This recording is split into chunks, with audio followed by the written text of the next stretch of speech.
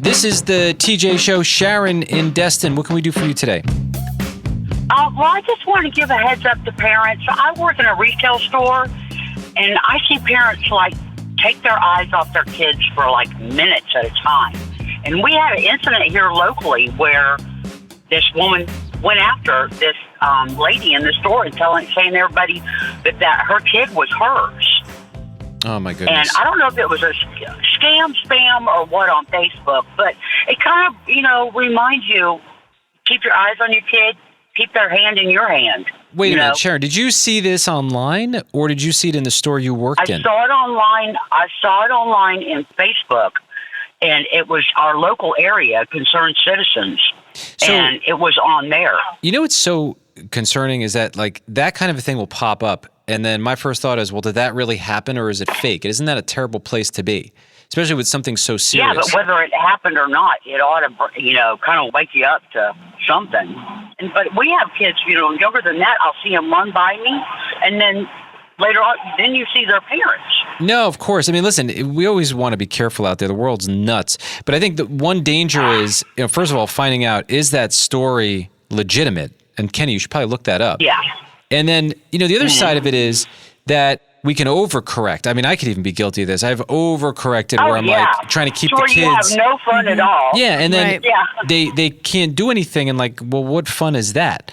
It starts to go back to that book, The Coddling of the American Mind, that we talk about, where, people freaked out because there was a terrible kidnapping that happened at a mall, and it was awful, and it happened. Yeah. But statistically speaking, it's such a rare event. Is it worth taking your kids' childhood away and letting them, be a little bit more independent?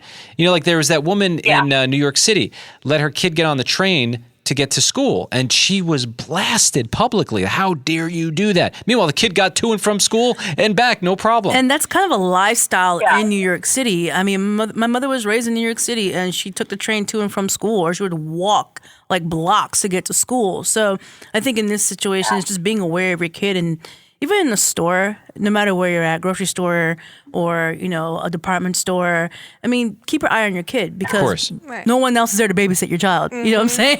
They could be running around acting crazy and you wouldn't know. Well, thanks for the heads up. It reminds me, every time I go into my DMs, my mom sends me something that's wrong in the world. You know what she says, right, Sharon? Yeah. Every time you turn around, there's something else wrong. Yeah, that's right. That's my mom. You guys would get along very well. I hope not. She's a lovely woman, but you're like, I don't want that. No, I'd rather have a little bit more fun than that. But anyway, y'all take care. Hey, don't talk about my mama like that. You can talk about my mama. She's crazy as can be. She don't mind it at all. All right, Sharon, we appreciate you. Have a good one. Take care, Sharon. Courtney in Lower Alabama, what can we do for you today? I know there's a lot of negativity in the world, and I just wanted to share a little bit of positivity. My son was born at 23 weeks and is now 2 years old and walking and talking and all of the beautiful miracle things. Oh, that's amazing. That's amazing. That's beautiful. Woo. That must have been quite a road to navigate. Yeah, no. People don't realize that there are miracles walking around us every single day, and I'm blessed enough to have one of those. Yeah, well, it sure sounds like it. Why do you think that is? It almost seems like the news and all of these outlets, they like to showcase the horror. What do you think the reason for that is? To keep the world scared and in a place of not wanting to be happy. Because if we woke up every day and honestly chose happiness, we wouldn't be in the place that we're in now. So with the news constantly giving us negativity and only showing us the bad side of the world, it keeps us in a constant state of fight or flight. Takes away our hope, and hope is our most powerful thing. Preach. Okay, Heather. Look at that. Where did that? You must have had breakfast this morning. Woke up on the right side of bed and everything. Look at that. I've been watching a lot of Spider-Man. Oh, man. Did you get that from Spider-Man? I think so, yeah, I might have. Well, it's interesting that Spider-Man is such a great story of hope, and look at it's one of the biggest movies of all time. Yeah. I hate seeing all the negativity. We don't even have actual TV in our home because that's all they show on the news and media is nothing but negative, so we stay away from it. And I don't want my son to grow up in a world thinking that's all that's out there is negative energy. Yeah. And you hate that feeling, right, of tuning into that. Yeah. I think sometimes the negativity is also pushed as a way to continue to keep people divided and separated from one another. Unified people it can be a threat, but it's also an amazing thing. Especially you see it all the time when there's like world events or hurricanes, tornadoes, earthquakes, people coming together, and then there's help and there's change there. So I think if they keep us afraid of each other, then we won't get to know each other. It's back to that hope. If we have hope, then they have nothing to hold over our heads. It's almost the way it feels. Well, Courtney, where are you getting all your hope from? Where's that coming from? What's the source of that? My son. Your son. Prior to him, I didn't have much hope. Didn't have much faith at all. And then him coming so early, it felt like God gave me this beautiful gift and then took it from me. Just for me to find out later, I had to have him early because he wasn't going to survive otherwise. Wow. So what looked like the end was actually like the beginning. Yeah, and we love our Nikki family, and it's a blessing. Well, Courtney, something that I resonate with you on is your mention of your faith. And, it's interesting. I used to be drawn to so much darkness, and I don't know why. I loved it so much, all the horror, the movie. And I don't want any of that in my life anymore. So I wonder if that has something to do with it. I truly believe it does, because I thrived on all the negative energy. And once you start opening your heart back open to faith, your outlook on life is different. Yeah. I wish more people realize that the world's not a bad place. Well, listen, you keep telling people your story, okay? Absolutely. Thank y'all. And thanks for Thanks for listening, calling. Courtney. This is the TJ Show, our news. It sounds different around here. Kenny reads through every story he can find, and then he brings us the most interesting ones. Kenny, what's happening on the planet today? The NBA released a sneak peek at the 2026-2027 schedule. There will be an opening day, opening night triple header, and one of the matchups is sure to attract a lot of viewers. LeBron James and his new 76ers will take on the defending champions, the New York Knicks, at Madison Square Garden on October 20th. That's a good one right there. And the ticket prices are insane. They know how to make you want to watch. When I want to watch a game, they've done something right. Because I don't care about any games, but I want to see that one. Yeah, I mean, LeBron won't have to travel very far to get to the game, if indeed the rumors are true that he'll be living in New York City. Yeah, has he commented on that? Have we heard anything? It is so strange because he has yet to hold an introductory press conference with the Philadelphia 76ers. And usually when there's a signing, this happens a day, maybe a couple of days after the signing, and he still hasn't spoke to the press. So we don't know out of the horse's mouth whether or not he is actually going to commute from New York to Philadelphia.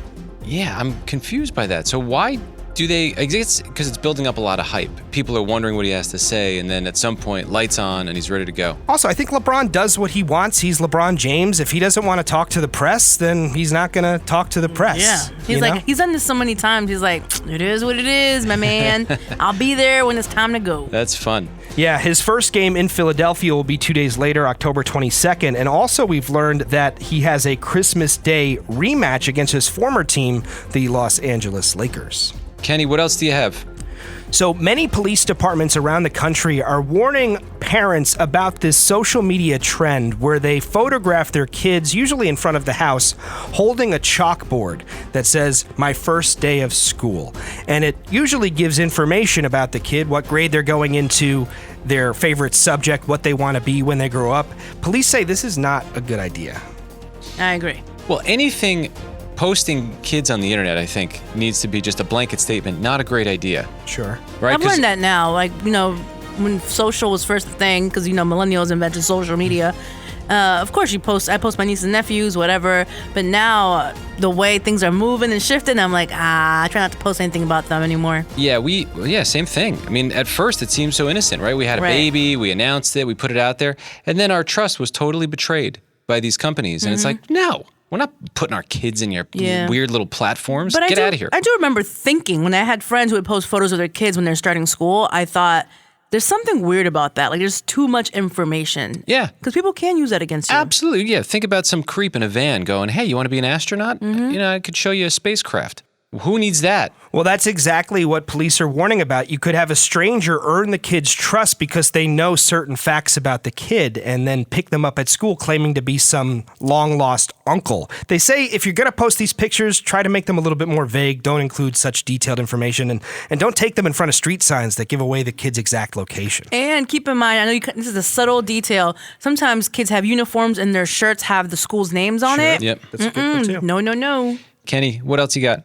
This is an incredible story. It starts off a little concerning. A man named Sam from England, young guy, probably in his 30s, he suffered a heart attack. He's expecting a child. His wife is 39 weeks pregnant. Oh, that's terrible. His wife performed CPR on him for 15 minutes until paramedics arrive. They continue life-saving efforts for 2 hours, and they bring him to the hospital and put him into a medically induced coma. 3 days later, his wife gives birth to their daughter, Sophie, and they bring the baby to this man Sam's bedside, and it appears his newborn baby woke him out of his coma. Wow. She's like, wake up, dada. They find a way to wake you up even out of the deepest of sleeps. Yeah. That is wild. Yeah, what a story though, huh? Yeah, he was unresponsive with his eyes open, and when the baby came into the room, he started to shed tears. So that was the first signs of cognitive responsiveness for this man, who eventually did make a full recovery. He's already back to playing sports, and he's going through genetic testing. They want to find out why he got this heart attack at such a young age. Kenny, glad to hear he's okay. What else do you have?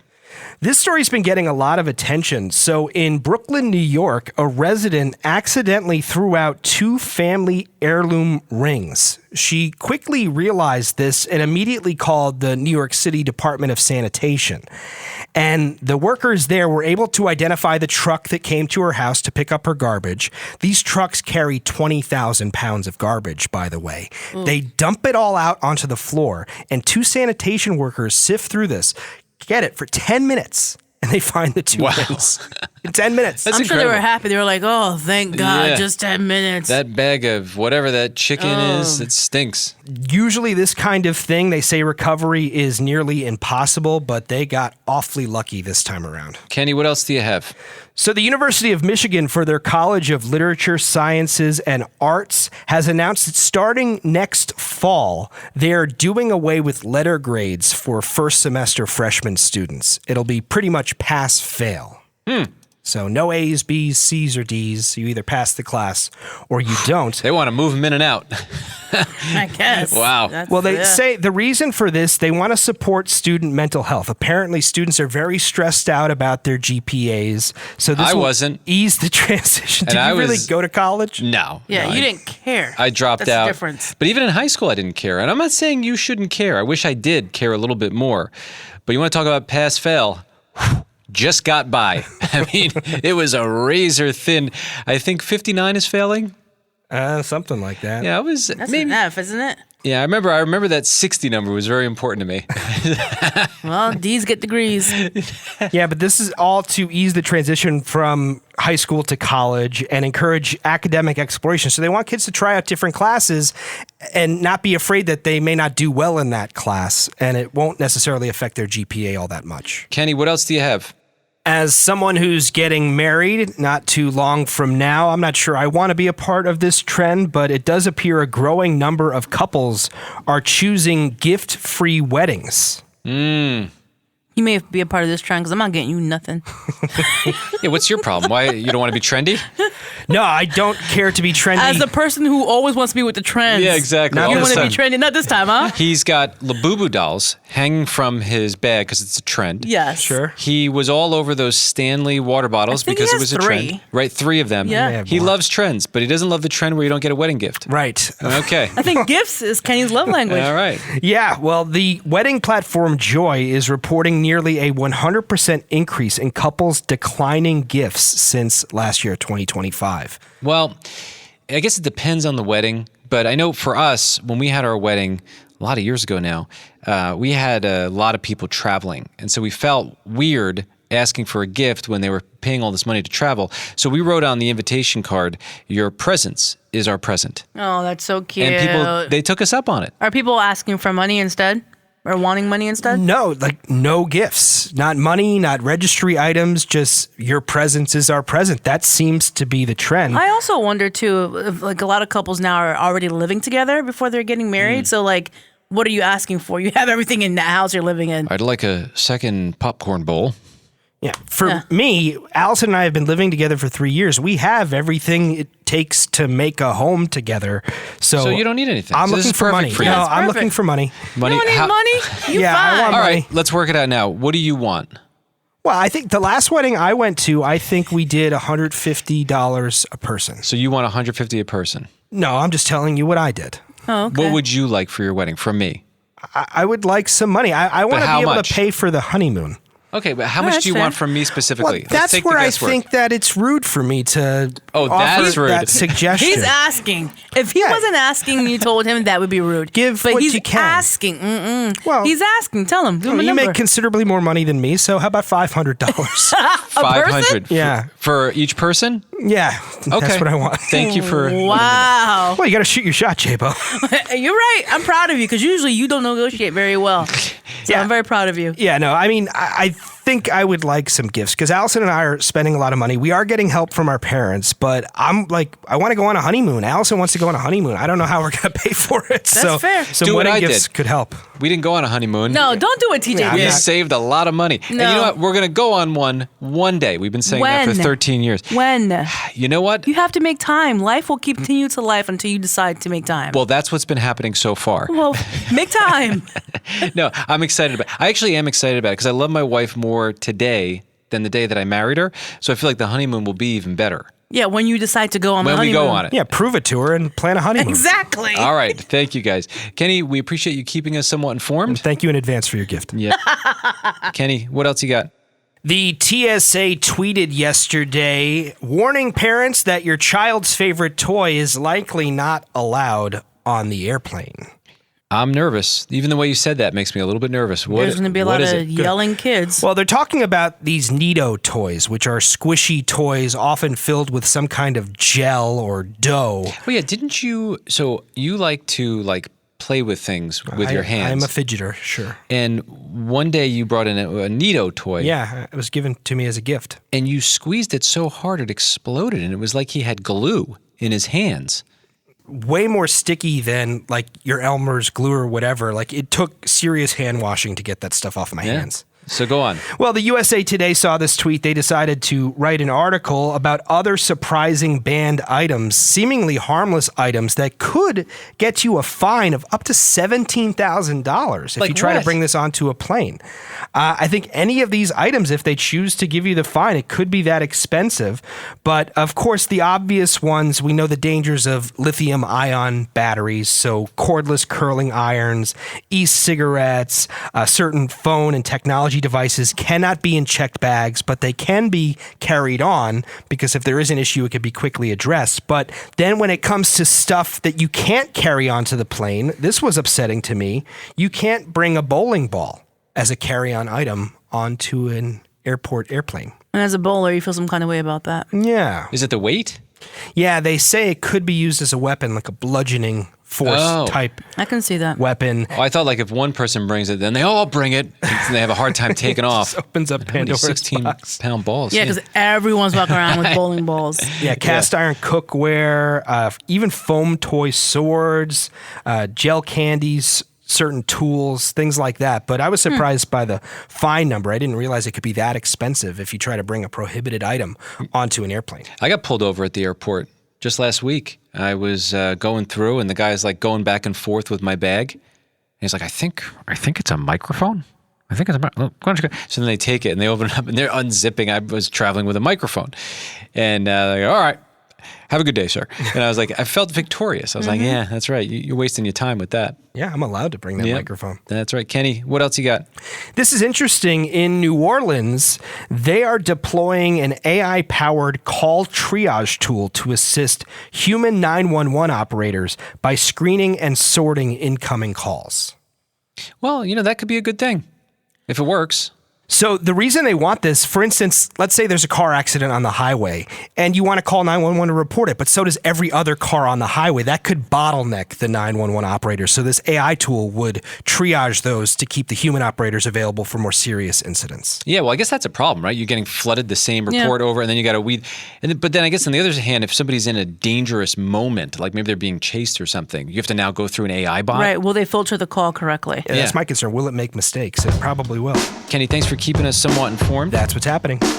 I've always loved Charles Barkley. Ever since he played on that Space Jam team. He's a funny dude. Amazing. He really came through in a big way. But he doesn't care. Like The he just old Space Jam? The old Space You have Jam. to clarify that because there was a new one No, I that know. has Bron in it. LeBron. Yeah. No, right? Wasn't Barkley on the Space Jam team from the first one? Yeah, he had his talents stolen by the aliens. It was a very sad day. It was one of the greatest games ever. Anyway, Charles Barkley does not care clearly what people think of him because he just speaks out the truth. And he was on a podcast and he was talking about how parents at their youth sports games, they've become so aggressive.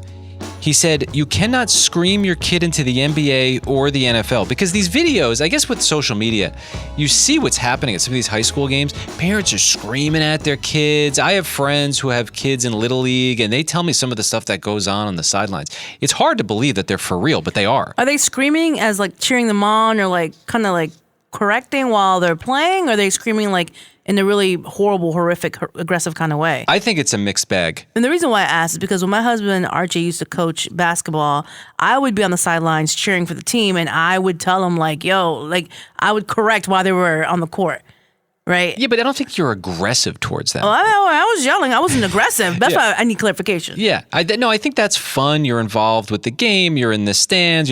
But then when you start like yelling at referees, and I saw when I was a kid, a dad headbutt another dad. I got you. Old school, Yeah, I before understand. social media. Yeah. Yeah. Well, I had a friend whose dad was so hard on him to be a professional baseball player that, God forbid, this kid struck out.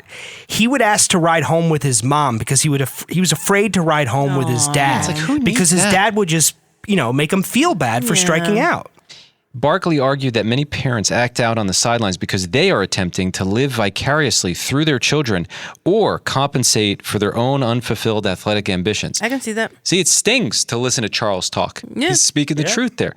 And, I think of why any parent would want to take their kids to Little League games or a sport. Like, I don't even understand.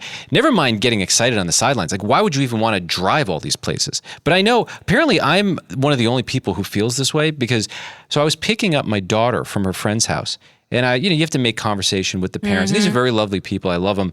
But I go, oh, what are you doing this weekend? And she said, oh, I'm driving to 3 softball practices because she's got 3 kids. And I was like, wow, that sounds terrible. I'm so sorry.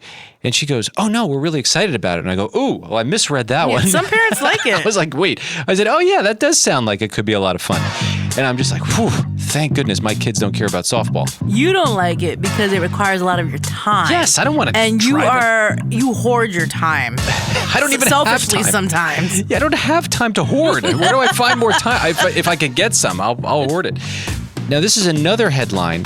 We just caught this. Little League International has disqualified the Tulsa national baseball team after ruling an undisclosed player was ineligible. So apparently, there's a scam that's happening where certain Little League teams, they'll recruit a star player from another town and they'll forge some of the paperwork so that the star player in the other town is playing on their team when they shouldn't be on the team because they're disqualified. It's got to be within a certain area. All right. But my thought is, like, if they're getting away with that, I mean, obviously they didn't get away with this, but if that kind of thing is happening, parents have to agree to that, right? Like, that they're a part of getting this kid on the team. Yeah, parents are definitely allowing their kids to lie, but also they're going along with the coach and whoever else is lying. Yeah, odds are the coach of the team is probably a parent of one of the kids on the team, too. So, Yeah, Little League rules require players to live or attend school within the league's designated boundaries. So it's like it's the coach, it's the kid, it's the parents involved.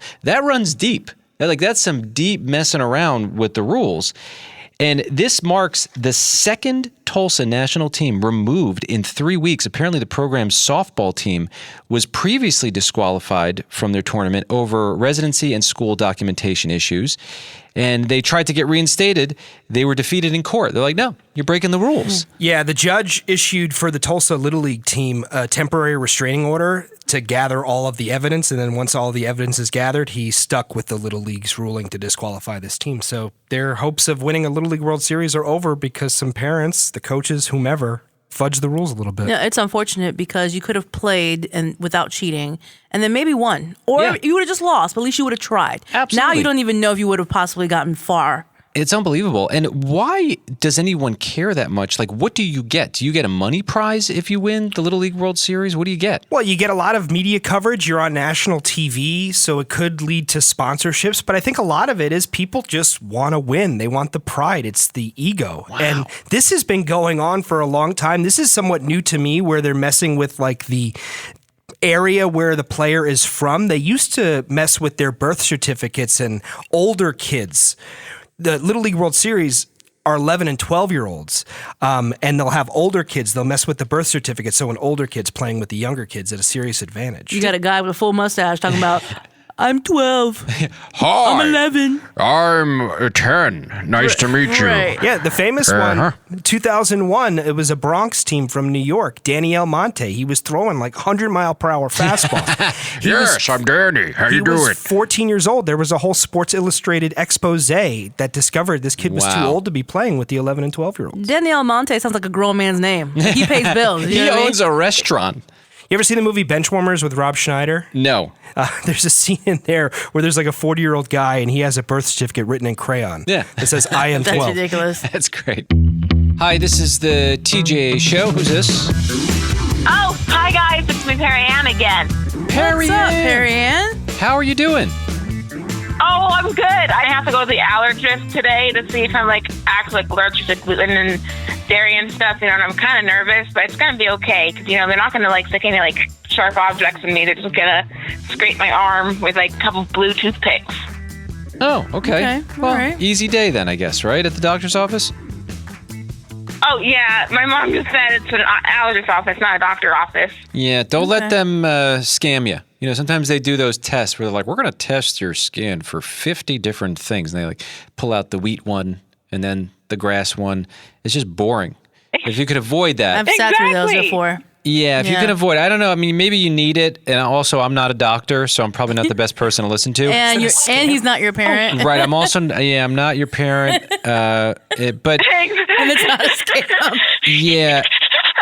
And I think they're trying to help you, but I will tell you that the test is boring. So if there's a way to avoid it safely, it's just something, if it was me, I would try to do that. But don't listen to me for you. I think that covers it, TJ. Yes. Is that a good enough disclaimer? Yes. You got to be careful. Yeah, that's okay. Thank On you. another note, and I know, I think this is one of the allergy things they test you for bees, right? I've never had it done. I think so. I'm not Yeah. 100% yeah, it is or no, it's not. I'm not sure. Yeah, I I've think had they it done, but I can't remember. Yeah, I think they pull a bee out and they go, all right, well, this is the lucky one we caught, and then they just stick you with it. I forget how they do the test. The bee's a hospital employee. Right, but anyway, the reason I bring this up is because I got honeycomb from a friend of mine who has a beehive. Listen to this story. So my friend Bud, he's in his 70s. Okay. He's in better shape than me. He used to ride motorcycles, real Nice. tough guy. All right, bud. And his friend had a hive that went wild. Apparently the hive protested and abandoned the original hive they were a part of. It flew to a tree. Oh. They were able to put a box over it. And then in maybe what might be one of the greatest gifts ever, the friend gave Bud the new, the box of the hive that they caught. And now he brought it to their house. So the bees moved.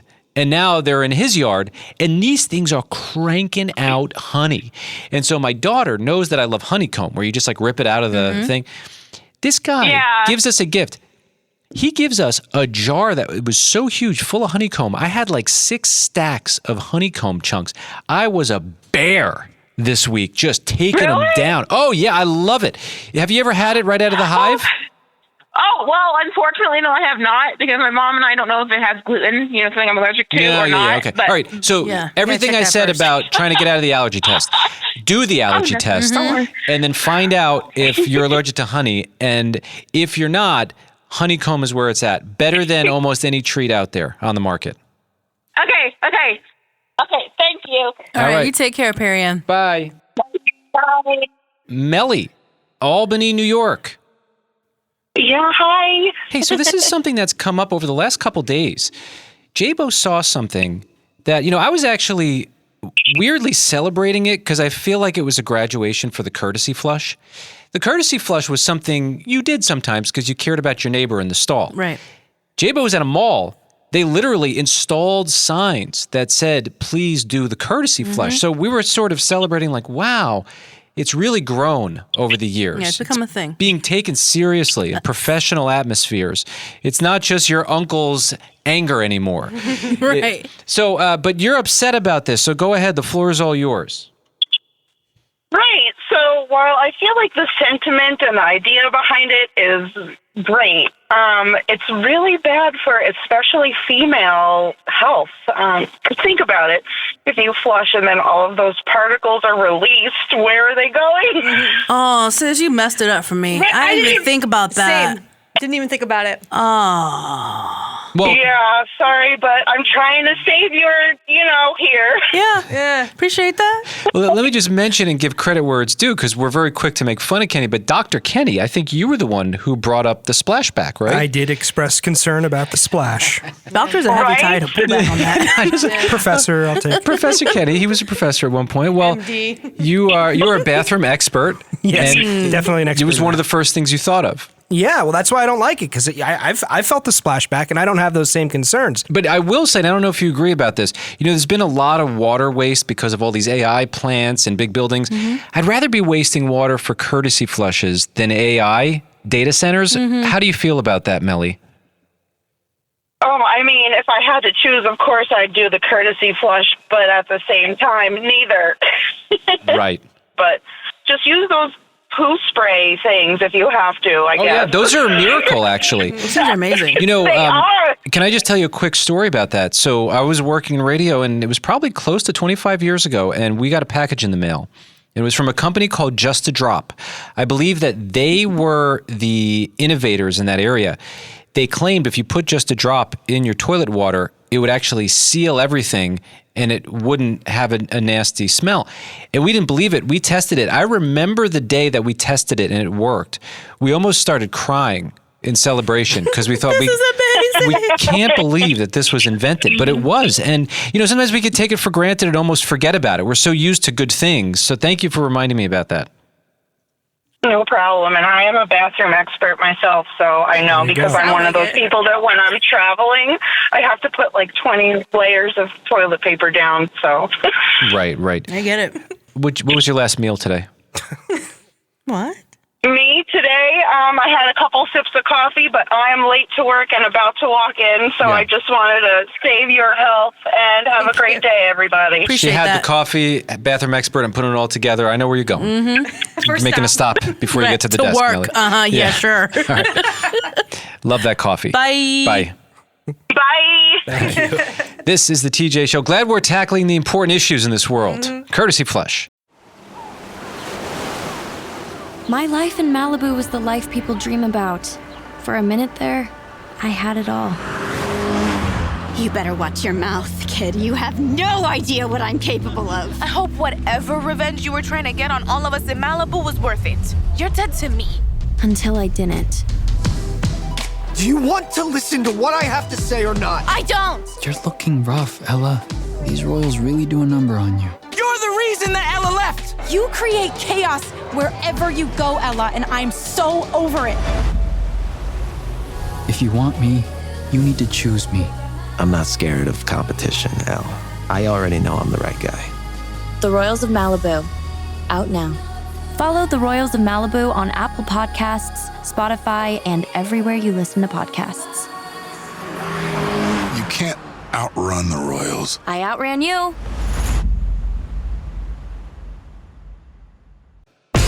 This is the TJ Show, and we've got Matt in Alabama. Hey, Matt. Hi, TJ. Hey, so you have a complaint for me about something you heard on the show yesterday. Go ahead. The floor is all yours. I do. I'm not really a radio caller-inner guy, if you will. But I've heard you spout off your phone number. Well, thank you for trusting us to be a radio caller-inner here. Oh, yeah. So you and Kenny, and it feels so egregious. It feels, or flagrant, I don't know what the word is, but the way, when you guys talk about, and this isn't the first time, but the way you guys describe it's Mario Brothers, the way you say Mario over and over and over again. Me too. I cringe every time. I already know what you're going to say. It's cringy, right?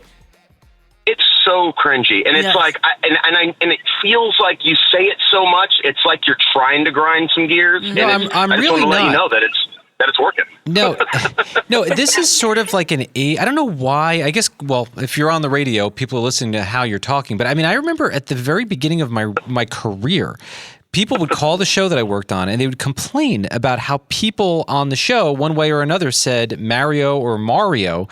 It's always been Mario to me. I think it's probably a Jersey and New York thing. It's probably regional. I've pretty much ironed out if you heard how I sounded when I first started, it sounded like I was a Sopranos kid, and you wouldn't even recognize it. And over the years, I've sort of ironed that out. Like a non-accent. Yeah, and it was something you used to do in radio. Now I don't even know if anyone cares. TJ, it's pronounced radio. Radio?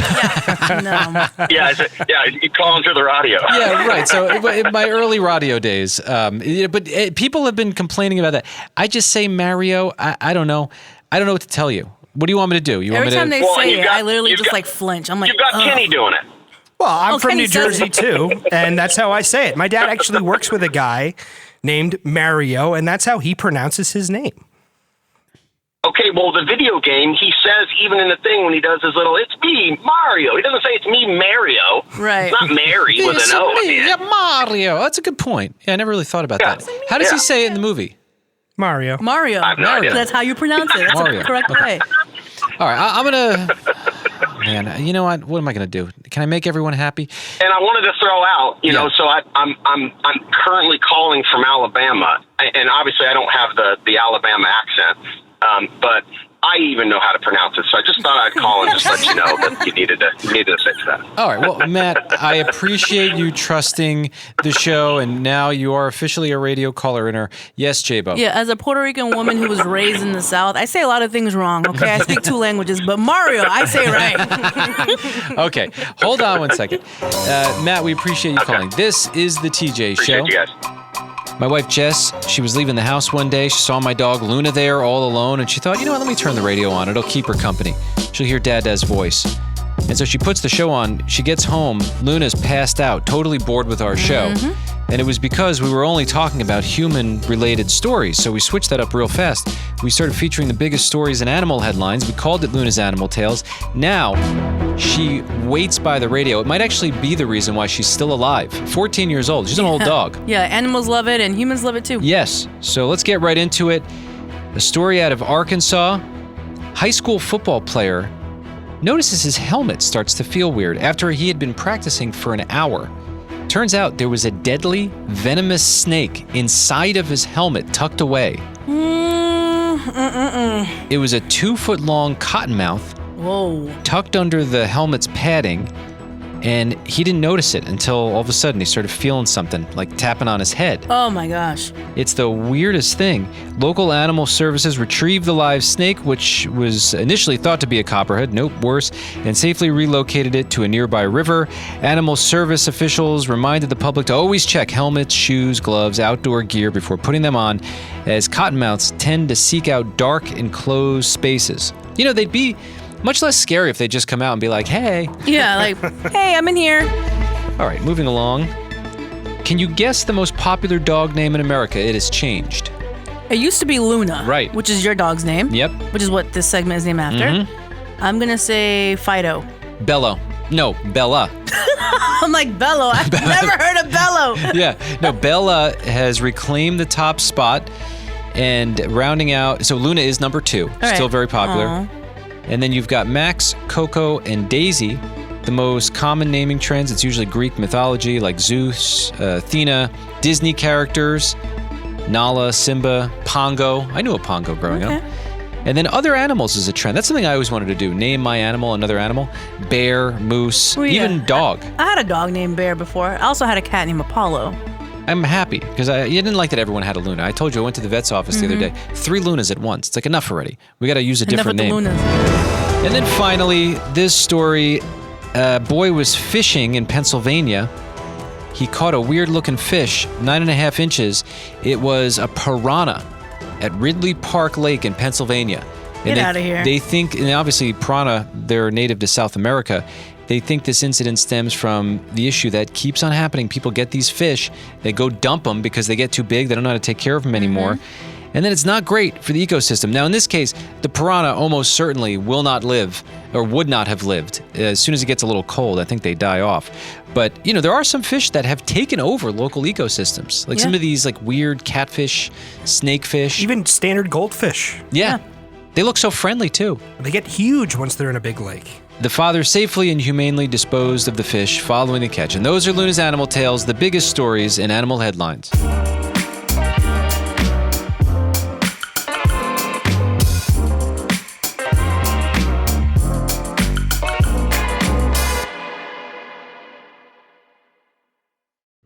I'm James Patterson. I write way too many books. Welcome to Hungry Dogs. The title comes from my maternal grandmother, Isabel Zelvis Morris. Nan used to always say, "Hungry dogs run faster, James." And I've been running fast ever since. Here's what will be coming your way soon, and this is a really terrific list, I think. You'll hear from some incredible people like Stacey Abrams, yay! BJ Novak, yay! Kathy Bates, Dolly Parton, Josh Gad, and Pope Leo. Okay, maybe not Pope Leo, but who knows? Maybe he'll show up. Hungry dogs run faster. Thank you, Grandma, for turning me into a hopeless, obsessive-compulsive. Listen to Hungry Dogs with James Patterson. That'd be me on Apple, Spotify, YouTube, or wherever you get your podcasts. Thank you, thank you, thank you.